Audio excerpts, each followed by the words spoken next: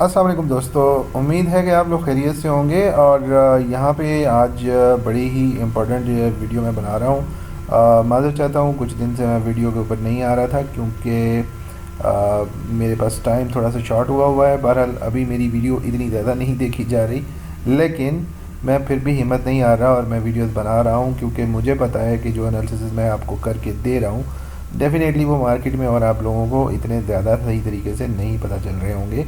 लेकिन अगर पता चल रहे हैं तो वेल एंड गुड। आप कंपेयर करें दूसरों की वीडियोस के साथ मेरी वीडियोस को और फिर इन चीज़ का एनालिसिस करें। यहाँ पे मैं आपको बताता चलूँ कि आप देख सकते हैं कि 2 वीक्स अगो तकरीबन मैंने ये एक वीडियो जो है, ये आप थंबनेल देख सकते हैं इसका, कि गोइंग टू 28,000 और 15,000। तो इसमें मैंने ये नवंबर के अंदर प्रिडिक्ट किया था कि जाएगा।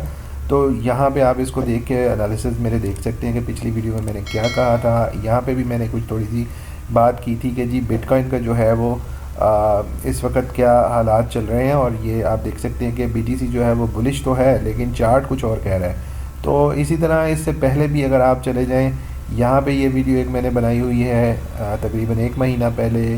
फिर इसके पहले मैंने यहाँ पे भी एक वीडियो बनाई है। बीच बीच में मैंने ये सारी वीडियोस यही इसी टाइटल से बनाई थी कि जी अक्टूबर में भी जा सकता है, नवंबर में भी जा सकता है। लेकिन जैसे जैसे हालात चेंज होते गए थोड़ा सा चीज़ें आगे चलती जाती हैं तो फिर हम उस तरह से उसको प्रिडिक्ट करते रहते हैं। चेंज होता रहता है सिनेरियो। आप अगर देखें कि आज से 4 महीने पहले भी मैंने इसके ऊपर थोड़ी सी वीडियोस बनाई थी।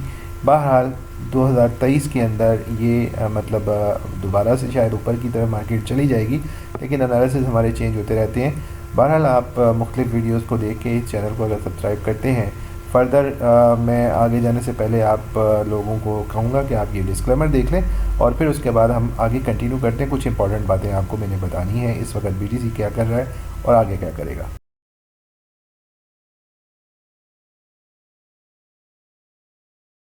जी तो दोस्तों, डिस्क्लेमर आपने देख लिया। अब हम आगे चलते हैं और आगे आपको बताने की बात यह है कि हम सीधा चार्ट पे चले जाते हैं विदाउट एनी डिले। इस वक्त जो है वो आज की डेट 21 नवंबर है। रात के तकरीबन 11:30 का टाइम हो रहा है और मैं पाकिस्तान में इस वक्त अवेलेबल हूँ। यहाँ से आप ये देख सकते हैं कि बीटीसी जो है वो प्राइस उसकी थोड़ी सी नीचे की तरफ जाने की कोशिश कर रही है, लेकिन अभी भी इसने अपना प्रीवियस जो 2 लो हैं, यानी एक तो 15,500 वाला और एक ये जो है, इसको भी अभी ब्रेक नहीं किया। तो अगर ये इसको ब्रेक करता है तो मोस्ट प्रोबेबली फिर ये इसको भी ब्रेक कर लेगा, जो कि मुझे चांसेस लग रहे हैं। लेकिन दोस्तों एक चीज़ मैं आपको बताता चलूँ, थोड़ा सा बड़े ब्रॉडर एस्पेक्ट में देखते हैं इस वक्त हम, कि अगर मैं आपको पास में ले जाऊं तो यहाँ ये जो RSI है ना, ये बड़ी इम्पॉर्टेंट एक बहुत टूल है। इसको हम लोग ज़्यादातर इग्नोर कर देते हैं।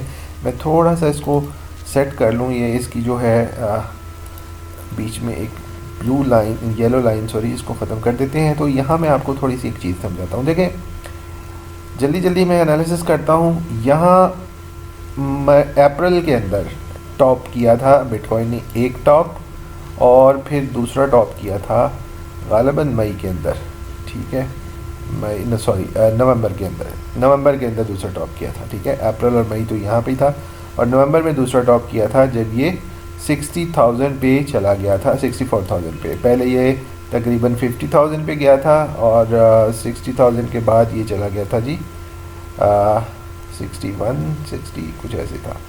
दोबारा 60 के बाद ये गया 64 पे और फिर ये अब क्या हुआ यहाँ पे वीकली के ऊपर आप देखें कि आपकी जो RSI है वो आपको दिखा रही है यहाँ से डाउनवर्ड्स, ठीक है। अगर मैं इसी लाइन को फॉलो कर लूँ तो ये थोड़ा डाउनवर्ड जा रही है, ठीक है।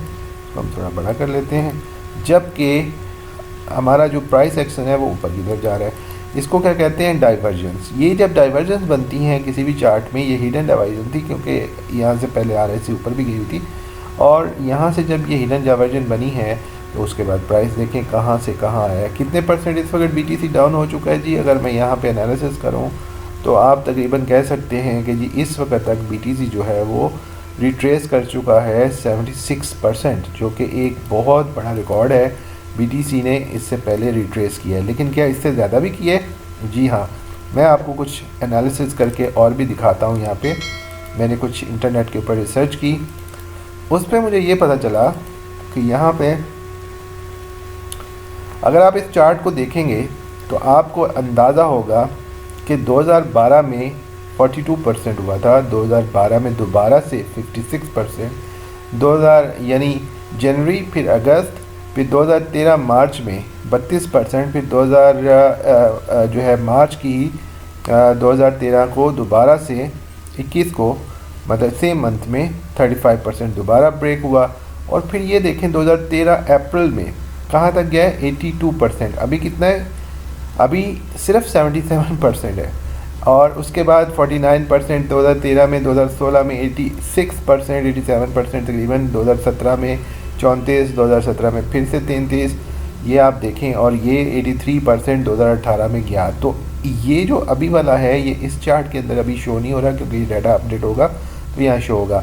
अब ये चीज़ें क्या दिखाती हैं, ये चीज़ें ये बताती हैं, दिखाती हैं कि BTC इससे ज़्यादा भी रिट्रेस कर चुका है जितना अभी रिट्रेस किया हुआ है।